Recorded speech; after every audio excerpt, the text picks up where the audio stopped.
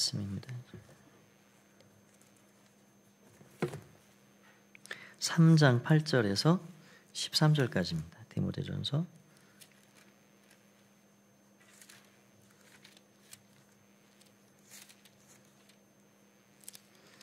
3장입니다. 4장이 아니고요. 3장 8절에서 13절입니다. 디모데전서 3장 8절에서 13절까지 제가 한 절을 먼저 8절을 읽겠습니다.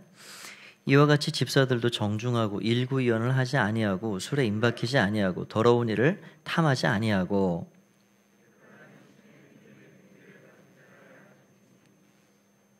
이에 이 사람들을 먼저 시험하고 보고 그 후에 책망할 것이 없으면 집사의 직분을 맡게 할 것이요.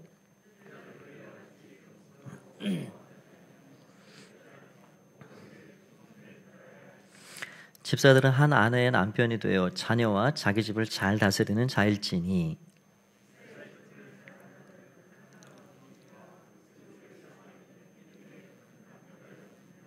아멘.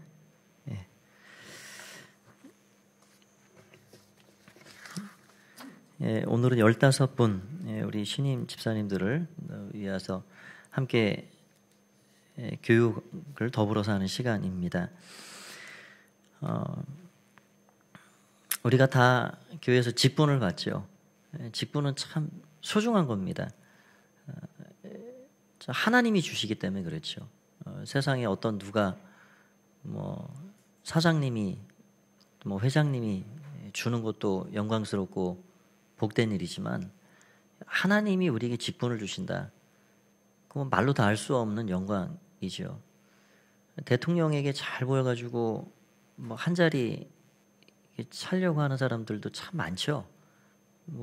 길을 쓰고 어쨌든 청문회도 통과하려고 하고 그렇게 합니다. 그런데 세상에서 우리가 받는 이름 그거는 순간입니다. 영원하지 않아요. 시간 되면 다 그 옷 벗고 나와야 되고요. 다 내게 없습니다. 영원히 불려지는 이름이 없습니다. 그러나 하나님이 우리에게 주신 직분, 그거 같이 영광스러운 것이 없는 거죠. 그래서 우리가 교회에 이런 하나님께서 베푸신 직분을 다 누구든 받아서 교회를 섬기게 되는데 처음 세례를 받고 이렇게 처음 맡은 직분이 이제 서리 집사의 직분이죠. 그래서 집사의 직분을 또 잘 감당하면 거기서 더 이렇게 다른 직분을 또 받고 이제 이렇게 하게 됩니다. 화면을 좀 전환을 해주시면 좋겠는데요. 이 집사라는 말은 디아코니아라는 말인데요. 섬기다, 수종들다, 봉사하다라는 말입니다. 철저히 그래서 섬김의 자리, 낮은 자리에 위치해 있고요. 낮은 자리에 있으면 겸손할 수밖에 없죠. 내 주장을 내놓을 수가 없습니다. 그래서 제가 올 초인가 재직 헌신 예배를 드릴 때 주장은 주인만 한다. 이 교회의 주인은 예수님이시잖아요. 머리 대신 그분. 그러니까 주장을 머리가 해야지. 머리가 아니 손이 막 일로 가자 그러고 그거 머리가 하는 거 그거 아니라고 그러고 발이 막 머리가 지시하는 대로 따라가지 않고 엉뚱한 데를 가버리고 그러지 않죠. 한 몸 안에 붙어 있으면 떨어져 있으면야 지 멋대로 하든 어딜 가든 뭘 하든 관계가 없지만 한 몸의 지체 안에는 머리입니다. 머리가 지시하는 대로 가야 그게 건강한 지체고요. 그게 정상적인 일이죠. 그러니까 우리가 말로는 주님이 우리 교회 주인이십니다. 주님이 머리십니다. 그렇게 해놓고 내 주장 내 멋대로 막 하고 산다. 그러면은 자기가 머리지요. 주님이 머리가 되는 게 아닙니다. 그래서 주장은 주인만 한다. 그 주장의 권세는 주인에게 있는 겁니다. 예수님께 있는 거죠. 그래서 이 디아코니아라는 이 말은 수종을 드는 종이에요. 집에서 음식을 차리고 다 먹으면 또 치우고 뒷정리하고 그런 종의 위치에서 봉사하고 섬기는 자. 우리 모두가 다 그렇게 주인 대신 주님 아래서 같이 섬기는 자들을 부름받는 거죠. 영어로는 디콘이라고 하는데 이 말은 디아, through 통하여라는 말과 콘, 먼지, 더스트라는 말이 합쳐진 말이라 그럽니다. 그래서 이 합친 말 그대로 하면은 이게 먼지를 일으킬 만큼 이 먼지 구덩이에 그렇게 일을 하는 사람, 섬기는 사람, 먼지 일으키는 사람, 그런 사람이 디콘, 디아코니아입니다. 또 한자를 봐도 그렇게 그런 의미예요. 잡을집, 일사. 뭐 세상에 어떤 뭐 내 욕심에 맞는 거 그거 잡고 사는 사람이 아니라 하나님 내게 맡겨주신 그 사명, 그 일을 붙잡고 있는 사람이 집사입니다. 시간 지나면 집사는 것이 아니라 집사. 그래서 이렇게 하나님 맡기신 이 사명을 여전히 내 손에 쥐고 있는 것. 그 사명자로 부름을 받았는데 자꾸 하나님 우리에게 맡겨주신 거 이거 너 십자가 꼭 지고 가라. 이거 자꾸 손을 피고 또 뿌리치고 그러면 안 되는 거죠. 우리 꼭 붙잡고 가야 할 거 붙잡고 가야 하는 겁니다. 그럼 집사의 정의를 우리가 이렇게 살펴봤는데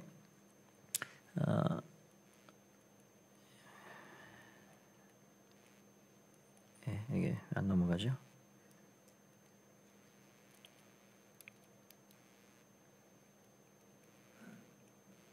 됐습니다. 이 말씀 그대로입니다. 마태복음 20장 26절 27절 말씀. 너희 중에 그렇지 아니하리니 너희 중에 누구든지 크고자 하는 자는 너희를 섬기는 자가 되고 너희 중에 누구든지 으뜸이 되고자 하는 너희의 종이 되어야 하리라. 좀 마태복음 말씀을 읽어보고 있는데 이렇게 섬기는 종의 자세에서 섬기는 자들이 집사이다, 직분자이다라는 걸 알게 됩니다.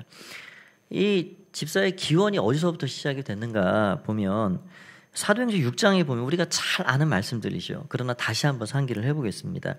초대교회 하나님 말씀을 베드로와 사도들이 증거하니까 3,000명씩 5,000명씩 주 앞에 무릎 꿇고 가슴 치고 회개하고 주께 돌아오는 역사들이 있었죠. 날마다 믿는 이가 더해 갔습니다.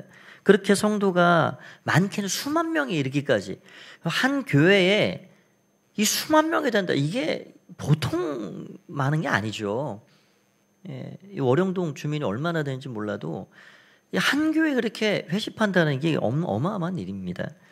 그렇게 성도가 많아지니까 갈수록 사역이 많아질 수밖에 없죠. 초대교회가 아무리 단순하지만 구제하는 일이 중심이 있고 여러 가지 것들이 이루어져야 합니다. 말씀이 나눠져야 하고 그런 상황 가운데 이 사역의 우선순위에 혼란이 생긴 거죠. 그래서 사도가 12명 있었지만 이 12사도로 부족한 거예요. 사역의 세분화가 필요했습니다. 이 사도들이 뭐라고 말하냐면 사도행전 6장 3절에 4절에 보면 이렇게 말합니다. 형제들아 너희 가운데 성령과 지혜가 충만하여 칭찬을 받는 사람 7을 택하라. 우리가 이 일을 그들에게 맡기고 우리는 오로지 기도하는 일과 말씀 사역에 힘쓰리라. 본인들의 할 일을 딱 규정하고 나머지의 일들을 구제하고 섬기고 재정을 관리하고 하는 일들을 맡겨주는 그런 마음을 먹게 됐습니다. 그렇게 해서 그 화면이 한번 터치만 해주시면 됩니다. 리시버 문제가 없고요. 됐습니다. 그렇게 해서 이 성령과 지혜가 충만한 사람 7을 세우게 됐는데요. 어떤 사람들이 세워졌냐? 여기 5절에 보니까 온 무리가 이 말을 기뻐하여 믿음과 성령이 충만한 사람 스데반, 빌립, 브로고로, 니가노로, 디몬, 바메나, 유대계 육간, 안디옥 사람 니골라 이렇게 7명을 세우게 된 것입니다. 아주 성령의 인도하심을 따라 어떤 사람의 압력과 조정과 이런 게 없습니다. 사실 여기 대부분 헬라 사람들이고요. 흑인도 있습니다. 이렇게 잘 세워지게 된 것이죠. 자, 이러한 사람들이 가지고 있는 이 특징들이 있는데 그게 뭐냐면 먼저는 성령 충만하다 하는 겁니다. 성령이 충만하면 모든 게 그 안에서 뚫려집니다. 영적인 만사 형통이라 형통이 거기서부터 시작이 되는 거예요. 성령 충만이라는 데서. 그러니까 성령님이 어떤 분이신가? 여기 요한복음 14장 26절 말씀 보면 이렇게 되어 있죠. 보혜사 곧 아버지께서 내 이름으로 보내실 성령 그가 너에게 모든 것을 가르치고 내가 너에게 말한 모든 것을 생각나게 하리라. 보혜사라는 말은 옆에서 뒤에서 안에서 계속 도와주시는 분이에요. 돕고 섬겨주시는 분. 그 보혜사가 때로는 우리에게 위로도 해주시고 우리를 돕기도 하시고 중보해 주시기도 하고 상담도 해주시고 뭐 힘주시고 치료하시고 깨닫게 하시고 결단케 하시고 일어서게 하시고 이 모든 일들을 예수님은 육신을 가지고 계시기 때문에 갈릴리 가시면 예루살렘 사람 못 만나고요. 예루살렘 가시면 다른 지역의 사람 만날 수 없어요. 한 분 고치시면 다른 사람은 고칠 수가 없습니다. 그러나 성령은 영으로 이 땅에 충만하게 무소부재하시기에 그렇게 오시는 분이기 때문에 동시다발적으로 시간과 공간을 초월해서 그 모든 일을 해가시는 분이 성령이라 하시는 겁니다. 그래서 성령이 충만한 자, 교회의 직분을 받은 사람들은 성령이 충만해야 됩니다. 감동된 사람이 되어야 합니다. 감동. 이게요, 성령이 우리를 탁 떠나가시면 진짜 마른 막대기 같이 우리는 정말 건조해집니다. 그러니까 우리가 정말 내가 이런 존재였구나. 그거를 실감하게 되는. 그러니까 영의 감동이 될 때, 성령의 감동이 될 때, 아, 나의 인격을 따뜻하게 감싸시고, 포근하게 감싸시고, 그렇게 감동으로 우리가 젖어 있을 때, 우리의 감정도, 이성도, 의지도 다 하나님의 뜻을 쫓아나갈 수가 있는 거예요. 그래서 성령 충만을 우리가 늘 구해야 합니다. 그래서 제가 내년도 하나님이 기뻐하시는 교회 해서 이제 우리 성공영식 예배 때 현수막을 다시 달려가는 소주제 4개를 잡았습니다. 그 첫 번째가 성령 충만한 교회입니다. 성령 충만한 교회. 하나님이 정말 어떤 교회를 기뻐하실까? 아, 성령 충만하면 되겠다. 성령 충만하려면 그걸 어떻게 해야 되는가?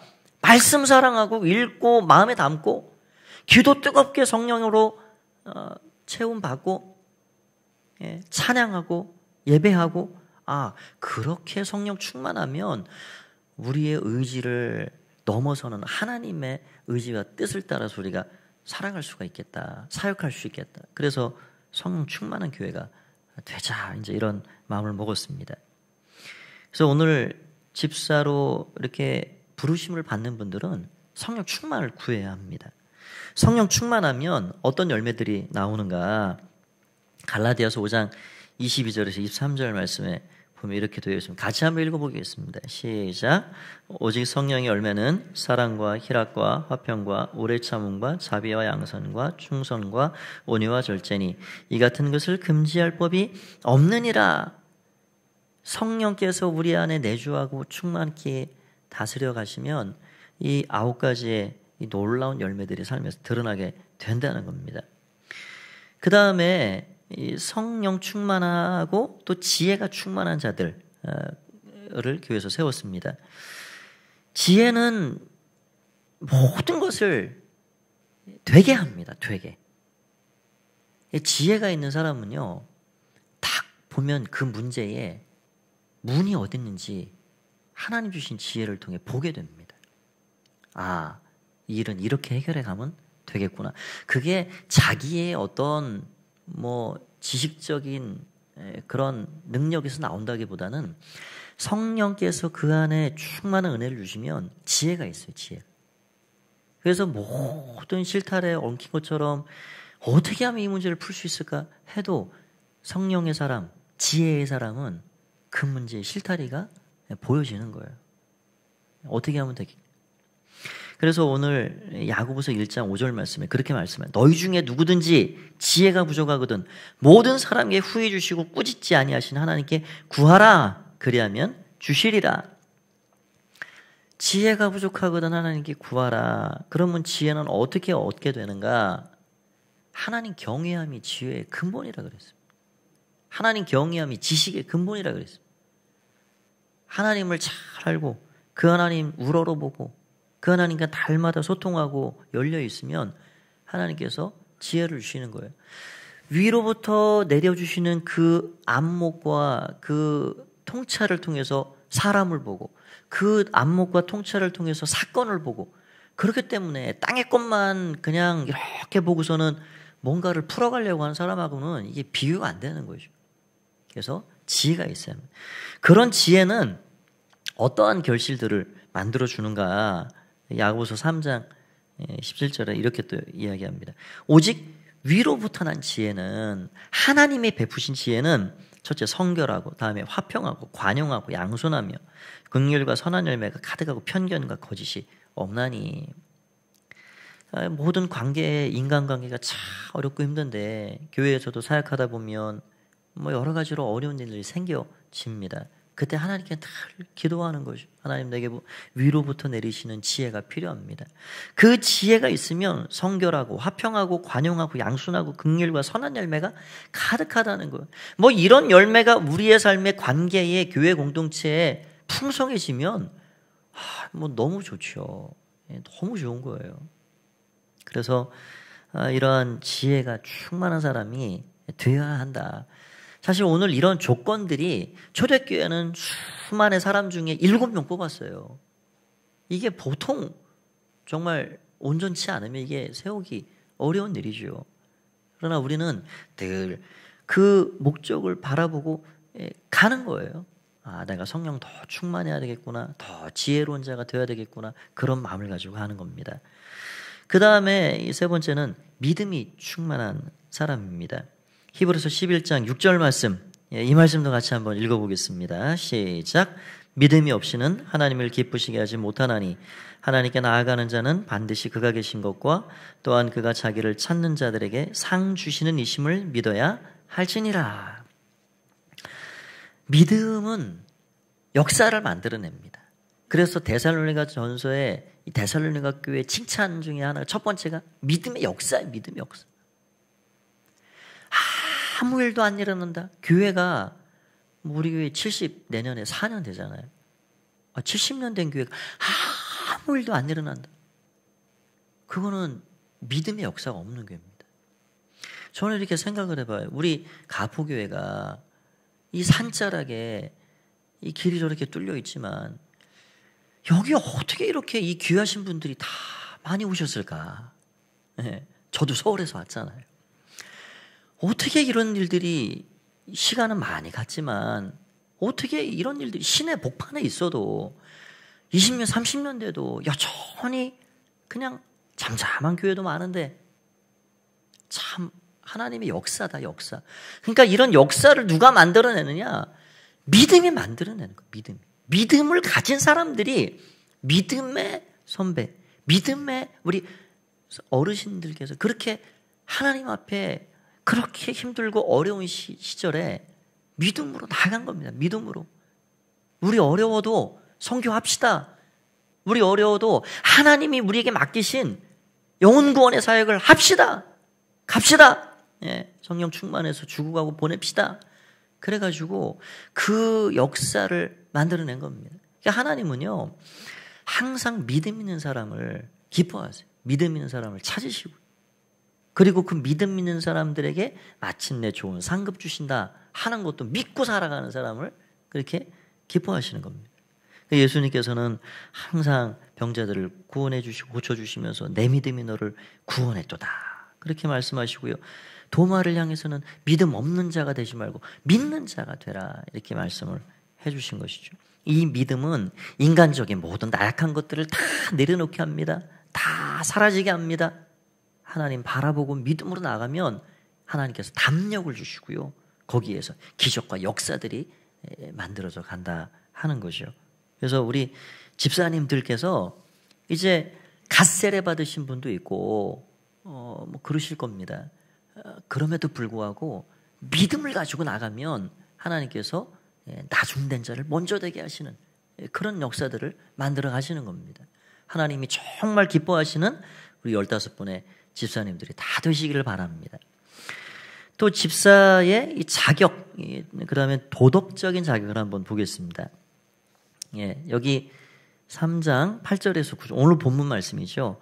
8절 9절을 제가 읽어보면 이렇게 되어 있어요. 이와 같이 집사들도 정중하고 일구연을 하지 아니하고 술에 임박히지 아니하고 더러운 애를 탐하지 아니하고 깨끗한 양심의 믿음의 비밀을 가진 자라야 할지니. 또 12절인 집사를 한 아내의 남편이 되고 자녀와 자기 집을 잘 다스리는 자일진이 말합니다. 먼저는 정중해야 된다. 정중. 정중하다. 우리 표현으로는 이게 정중하다, 예의 바르다. 이제 보통 그렇게 생각을 하는데요. 그런 뜻이 있죠. 그러니까 영어로 보면 grave, 이게 뭐 무덤이라는 뜻도 있지만 근엄한, 의젓한, 엄숙한 그런 뜻도 가지고 있습니다. 그러니까 의젓한, 아주 무게감 있는. 그러니까 우리 인생의 무게는요, 뭐 재물이 무게를 주지 않습니다. 권력이 우리 삶을 중심을 딱 붙잡아 주지 않습니다. 하나님 말씀이 그 마음에 있으면 그 말씀이 그냥 배의 돛과 같은 거예요. 배의 돛. 아무리 태풍 비바람 몰아쳐도요, 돛이 탁 튼튼히 내려 있으면 흔들리죠. 흔들리는 거 똑같습니다. 세상 흔들릴 때 세상 사람들 이리저리 흔들려 똑같이 흔들릴 수 있어요. 그러나 그 돛이 그 인생을 붙잡아 주는 거예요. 하나님 말씀이 그 인생을 든든하게 붙잡아 주는 겁니다. 나에게 붙어 있어라. 내게 붙어 있으면 많은 열매 맺는다. 그런 말씀을 우리가 생각할 수가 있죠. 리스펙트, 존경할 만한, 그래서 의젓하고 존경할 만한 그런 정중한 사람으로 살아가라 말씀하고 있습니다. 두 번째로는 이 말에 정직하고 진실해라. 8절에 이와 같이 집사들도 정중하고 일구이언을 하지 아니하고, 일구이언을 하지 아니하고. 우리가 십자가 앞에 나아가면 외식과 껍데기가 자꾸 벗겨지는 거예요. 우리가 진실되게 나아가면 그거 다 우리 주님이 벗게 만드십니다. 정말 십자가 앞에, 주님 앞에 진실되게 나아가는데 계속 안과 밖이 다르다? 계속 외식하고 산다? 그런 건 있을 수가 없습니다. 우리가 십자가 앞에 나간다는 거는 자꾸 껍데기 벗고 가는 거예요. 여러분 이 예배실에 지금 오셨잖아요. 예배 자리에 있으시잖아요. 말씀이 우리의 영혼을 깨끗하게 만들어 가는 겁니다. 말씀이요, 우리를 때로는 위로도 해주시만 우리를 찌르는 거예요. 검보다 날쌘 운동력 있는 말씀이 영과 혼을 나누는 겁니다. 그래서 우리를 그렇게 컥컥 찌르기 때문에 우리의 이 숨겨진 게 드러나게 되어 있어요. 우리가 말씀을 듣고 말씀을 묵상하고 하면, 그러면 이 껍데기 이거 내가 오늘 벗고 가야 되겠구나. 그게 다 보이고 거기서 결단이 있고 거기서 때로는 눈물을 흘리고 하나님 앞에 새 마음을 갖게 되는 겁니다. 그래서 일구이언을 하지 말아라. 우리가 3일을 사는 동안 오늘 예배 자리에 올 때까지 껍데기 많이 또 입고 왔습니다. 저도 마찬가지입니다. 그거 다 오늘 벗고 가는 겁니다. 그래서 속과 겉이 같아지는 사람. 겉 다르고 속 다른 게 아니라 속과 겉이 같아지는 사람. 그렇게 말의 진실과 정직함을 가져야 한다. 또 더 나아가서 어떻게 얘기하냐면 세속에 물들지 아니하여야 한다. 술에 임박히지 아니하고 더러운 일을 탐하지 아니하여야 한다. 술에 임박히다. 너희는 오직 술 취하지 말고 성령의 충만함을 받으라 라고 말씀하고 있듯이 단정해서 하나를 예를 드신 것이죠. 어디에 우리가 꽉 매여서 거기에 빠져가지고 거기에 중독돼 살아갈 수가 있는데 그러지 말라는 거예요. 세속에 매워버리면 하나님께 나아가기가 참으로 어렵습니다. 그래서 이런 구분된 삶을 살아가라. 구분된 삶. 로마서 12장 말씀이 그런 거 아니겠어요? 너희는 오직 마음을 새롭게 함으로 하나님이 선하시고 기뻐하시고 온전하신 뜻이 무엇인지 분별해라. 분별. 거기서 너희가 이 세상을 본받지 말라. 그런 게 세상 사람들 살아가는 모든 삶하고 그냥 똑같이 카피하듯이 그렇게 살아가지 말아라. 구별된 삶을 이야기하고 있는 겁니다. 우리의 삶은요, 그래서 가정 안에서나 가정 밖에서 똑같아야 합니다. 이게 참 어렵고도 힘든 일이죠. 밖에 가면 사장님 나이스 막 이렇게 소리 듣는데 집에 오면 아주 그냥 아내가 너무 힘들어서 당신이 살아보라고 그런 말씀을 하시기도 하고, 예. 그러니까 그게 다 벗겨져야 돼요. 그게 다. 힘들어도 그거 해야 합니다. 그거 안 되면 안 돼요. 교회 안과 교회 밖이 같아야 합니다. 교회 안에서는 우리가 존경받고 교회 밖에서는 우리가 존경받지 못하고 이거는 그런 거 다 주님 원하시지 않는 모습입니다. 그러니까 먼저는 우리의 이 안과 밖이 같아지고 입의 말이 같아지고 참 어렵죠. 그럼에도 불구하고 하나님 앞에 나가는 겁니다. 우리의 가정 안과 가정 밖이 같아지고 교회 안과 교회 밖이 같아지고 이게 다 우리가 하나님 앞에 온전해 가는 그런 과정이죠. 그래서 우리가 그리스도의 장성한 분량에 이르기까지 자라가야 하는 겁니다. 그러니까 하나님께서 오늘 집사의 직분으로 부르신 사람들이요. 이게 서리 집사 그냥 되는 게 아니에요. 예. 하나님이 이런 부르심에 이런 목표를 주십니다. 야, 여기 표대를 내가 이만큼 주었다. 이만큼 와라. 잘 따라와라. 내가 은혜 줄게. 내가 힘 줄게. 그리고 그렇게 격려하시고 힘을 주시는 겁니다. 그래서 오늘 영적인 자격, 도덕적인 삶의 자격 이런 것도 우리가 잘 살펴봐야 하겠죠. 또 가정을 잘 세워가야 합니다. 집사들은 한 아내의 남편이 되어 자녀와 자기 집을 잘 다스리는 자가 되어야 한다라고 말을 하고 있습니다. 그 다음에 교회 재직의 교회 생활을 좀 살펴보면요. 예배의 자리를 잘 지켜야 합니다. 사도행전 2장 46절 날마다 마음을 같여 성전에 모이기를 힘쓰고 집에서 떡을 떼며 기쁨과 순전한 마음으로 음식을 먹고 지금 코로나라는 건 전염이 바이러스 이 상황이기 때문에 특수하죠. 그러나 우리가 예배의 자리 어디에 있든지 사모하는 마음으로 그 자리를 잘 지켜가야 합니다. 재직의 가장 첫 번째는 의무이죠. 의무. 예배의 자리 지키는 겁니다. 두 번째로는 한결같이 섬기고 충성을 다하는 겁니다. 고린도서 4장 2절 말씀 그리고 맡은 자들에게 구할 것은 충성이니라. 제가 요즘에 우리 둘째 아이가 애완견 기르고 싶다고요. 자꾸 보채가지고요.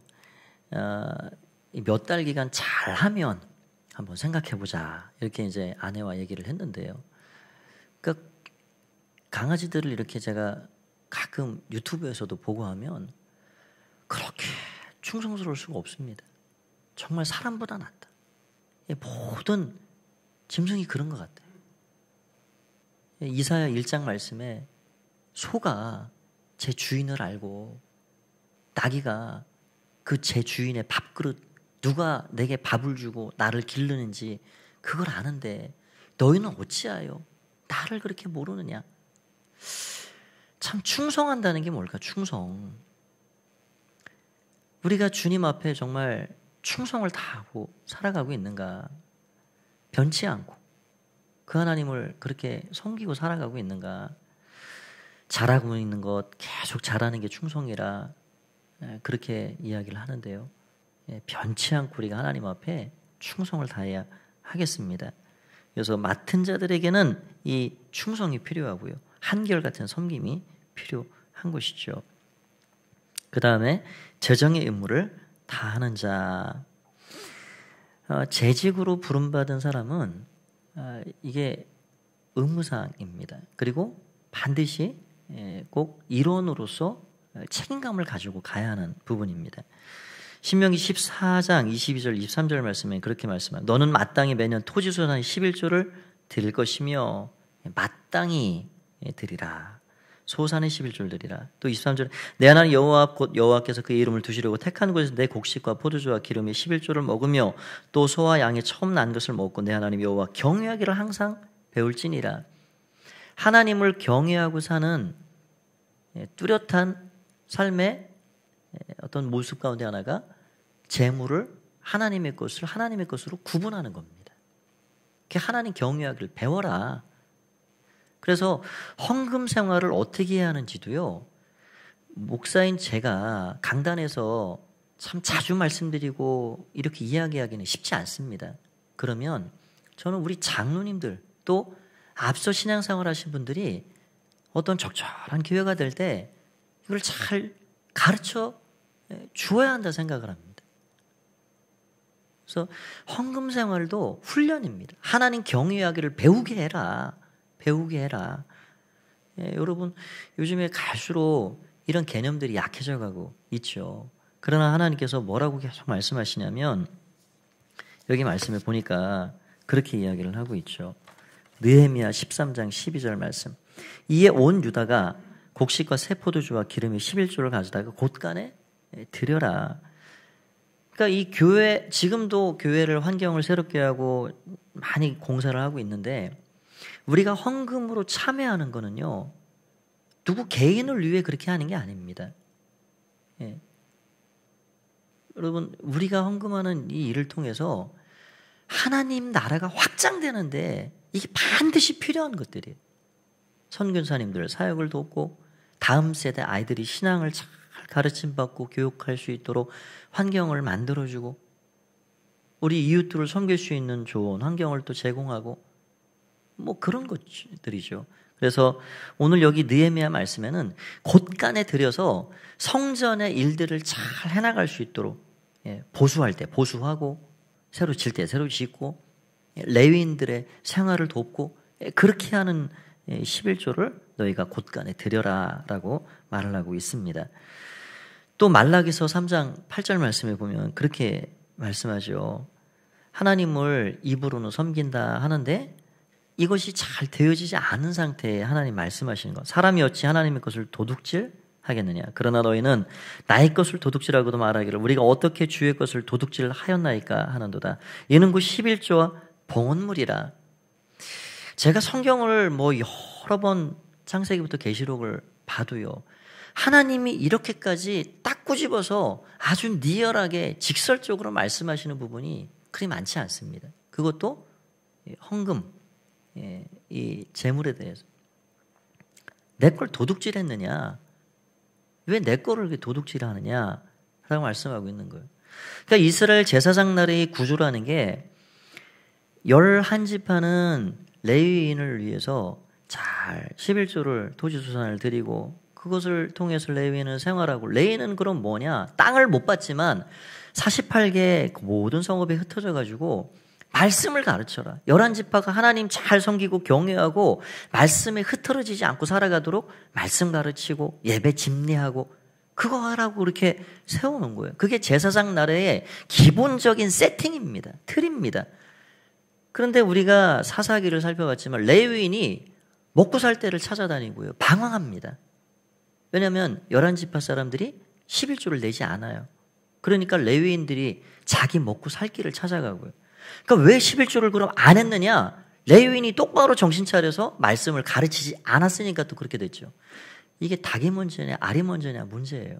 그러니까 계속 악순환입니다. 그러니까 이스라엘 제사장 나라 공동체는 제대로 서갈 수가 없는 거예요.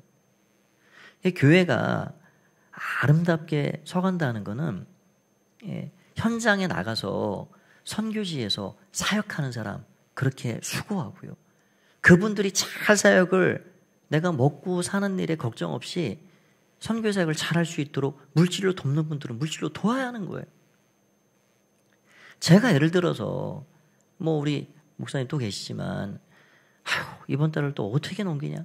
맨날 그런 거 머리 짜고 생각을 하고 살면 제가 목회가 되겠습니까? 이게 안 되는 거죠. 그러니까 교회에 재직이 된다는 거는 하나님 맡기신 이 재정의 책임을 가지고 가는 거예요. 재정의 책임을. 교회를 그래서 아름답게 세워가는 겁니다. 그래서 우리가 이러한 믿음의 결단이 필요하고 믿음으로 하나님 앞에 나아가는 게 재직이 되면 마음을 탁 먹고 가는 겁니다. 마음을 탁 먹고 11조 하나님께 올려드릴 줄 알고 그렇게 가야 하는 것이죠. 10절엔 그렇게 하나님이 약속을 하십니다. 만군의 여호와가 이르노라 너희의 온전한 11조를 창고에 들여 나의 집에 양식이 있게 하고 그것으로 나를 시험하여 내가 하늘문을 열고 너희에게 복을 쌓을 곳이 없도록 붙지 아니하나 보라. 하나님 말씀을 하십니다. 이렇게 하나님 앞에 잘 섬기는 자들이 하나님이 어떠한 상급을 주시는가? 집사의 직분을 잘한 자들은 아름다운 지위와 그리스도 예수 안에 있는 믿음의 큰 담력을 얻느니라. 반드시 상급이 있습니다. 반드시 하나님 예비하신 은혜가 있습니다. 우리가 그거 보고 하나님 앞에 사는 거죠. 예. 그래서 오늘 15분이 정말로 하나님의 이 부르심에 정말 감사한 마음을 가지고 하나님의 베푸실 상급을 바라보고 교회에 재직으로 들어온다는 것은 권리도 있지만 그만큼 의무가 주어지는 거예요. 의무가. 내가 예배할 의무, 또 재정을 감당해야 할 의무, 또 사명을 감당해야 할 섬김의 의무, 이런 것들을 함께 가져가는 겁니다. 그래서 오늘 그런 마음을 가지고 우리 신임 재직뿐만 아니라 우리 모든 이곳에 계신 우리 중직자분들 또 우리 집사님들도 다 그런 마음으로 하나님 앞에 나아가야 할 것입니다. 재직의 서약이 10가지가 있는데요. 요것만 읽고 마치도록 하겠습니다. 우리 인터넷으로 같이 듣고 계신 우리 신임 집사님들도 같이 또박또박 큰 소리로 한번 하나님 앞에 마음 드리는 마음으로 읽으면 좋겠습니다. 여러분 같이 한번 읽어보실까요? 시작. 1. 모든 예배와 회의에 빠짐없이 참석한다. 2. 맡겨진 직책과 분담에 대하여 충실히 이행한다. 3. 11조와 시간적 봉사에 있어서 일반 교우들의 본이 된다. 4. 병든 자와 슬픔을 당한 자를 돌아보기를 힘쓴다. 5. 모든 성도들에게 친절과 사랑으로 대하고 인내와 성실과 양보로 덕을 세운다. 6. 교회와 성도 간의 친교를 위하여 조력하며 새로 믿는 형제들을 돌아보고 성도들의 유기적인 단결을 힘쓴다. 7. 절대로 낙심이나 불평을 일으킬 만한 말을 삼가고 성도 간의 믿음과 소망이 넘치도록 항상 격려한다. 8. 재직은 모든 사업에 지혜와 노력을 기울여 직접 참여하고 언제나 목표가 달성되기까지 흔들리지 않는다. 9. 자기의 맡은 일뿐만 아니라 남의 일도 돌아보고 모든 직분에서 항상 협조하기를 힘쓴다. 10. 성경 읽기를 힘쓰며 기도, 전도하는 일에 앞장서도록 한다. 우리 모두가 하나님 앞에 착하고 충성된 종으로 직분을 잘 감당함으로 귀한 상급 다 받아 누리는 주의 백성들 다 되시기를 간절히 축원드립니다. 이 시간 우리 함께 통성기도 한번 같이 하겠습니다. 같이 기도하실 때에 오늘 15분에 여러분 초장과 목장에 어떤 분들이 내년에 이렇게 새로 직분을 받으시